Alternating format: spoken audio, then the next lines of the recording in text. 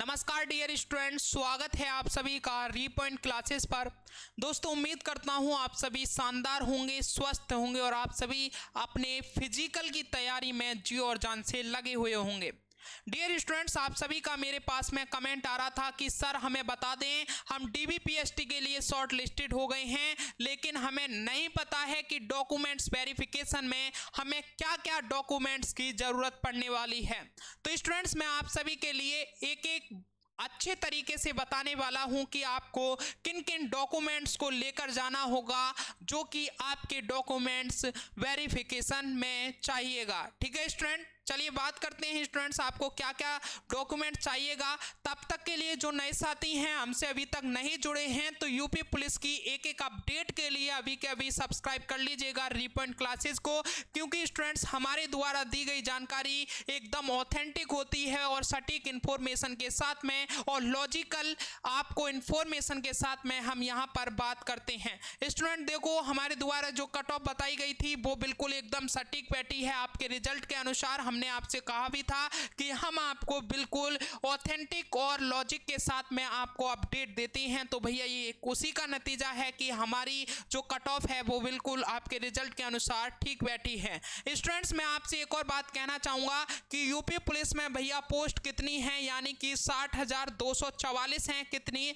60,244। DBPST के लिए short listed कितने स्टूडेंट्स करे हैं? 1,74,000। कितने? 1,74,000। तो स्टूडेंट्स, जो भर्ती बोर्ड है, यूपी पुलिस भर्ती बोर्ड जो है वो 60,244 स्टूडेंट्स को ही भर्ती करने वाला है, ना कि 1,74,000 को। अब ये 1,74,000 स्टूडेंट्स कैसे कैसे आउट होने वाले हैं, तो उन्हीं चीज़ों को भैया मैं आपको बताऊंगा कि अगर आपके पास में डॉक्यूमेंट सही से नहीं होंगे तो बहुत सारे स्टूडेंट्स डॉक्यूमेंट से वेरिफिकेशन में ही आउट कर दिए जाएंगे। अगर स्टूडेंट्स आपको डॉक्यूमेंट्स वेरिफिकेशन से आउट नहीं होना है और आपको ज्वाइनिंग लेनी है यूपी पुलिस में, तो आप अपने इन सभी डॉक्यूमेंट्स को तैयार करा लीजिए। जैसे कि आपको एडमिट कार्ड तैयार कराना होगा, आपका डीबीपीएसटी का एक अलग एडमिट कार्ड आएगा, उसको आपको लेकर जाना होगा।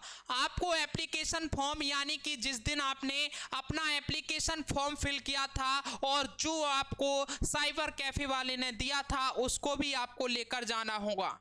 स्टूडेंट्स, कास्ट सर्टिफिकेट आपको लेकर जाना होगा। कास्ट सर्टिफिकेट किस किस को लेकर नहीं जाना है कास्ट सर्टिफिकेट? मैं तो कह रहा हूँ सभी ले जाइए, अच्छा रहेगा। लेकिन जनरल वाले और जो अदर स्टेट के हैं उनके कास्ट सर्टिफिकेट का कोई मतलब नहीं होने वाला है। ठीक है।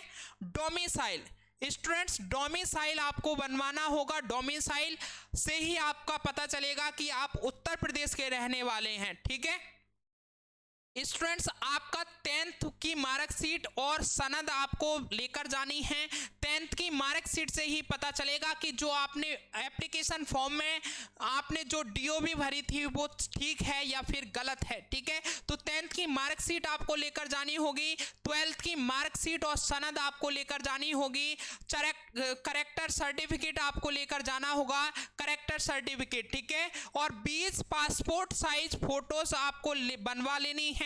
ये 20 जो पासपोर्ट साइज फोटोज हैं, यही आपको भैया काम आने वाली हैं फिजिकल वगैरह में भी और आपके डॉक्यूमेंट्स वेरिफिकेशन में भी और आपके ज्वाइनिंग तक ये काम में आने वाली हैं। स्टूडेंट्स, नमा जो हमारा डॉक्यूमेंट्स है वो है आईडी प्रूफ। आईडी प्रूफ में से आप या तो पैन कार्ड ले जाइए जिसमें डीओबी यानी कि डेट ऑफ बर्थ बिल्कुल ठीक हो जो आपने एप्लीकेशन फॉर्म में फिल किया है, और आपके 10th की मार्कशीट में जो भैया आपकी डीओबी है, या फिर आप आधार कार्ड ले जाइए या फिर ड्राइविंग लाइसेंस या पासपोर्ट। ठीक है, इस आईडी प्रूफ में से आप एक चीज को ले जा सकते हैं। अगर आपके पास में कई ऑप्शंस हैं तो आप अपने उन ऑप्शंस के साथ में जा सकते हैं। तो स्टूडेंट्स, ये सारी आपको डॉक्यूमेंट्स तैयार कर लेने हैं अपने डॉक्यूमेंट्स वेरिफिकेशन के लिए। ठीक है, चलिए स्टूडेंट्स, यही जानकारी मुझे आपको देनी थी। फिर मिलते हैं एक और नेक्स्ट सेशन के साथ में। जब तक के लिए जय हिंद, जय भारत, वंदे मातरम। थैंक यू दोस्तों।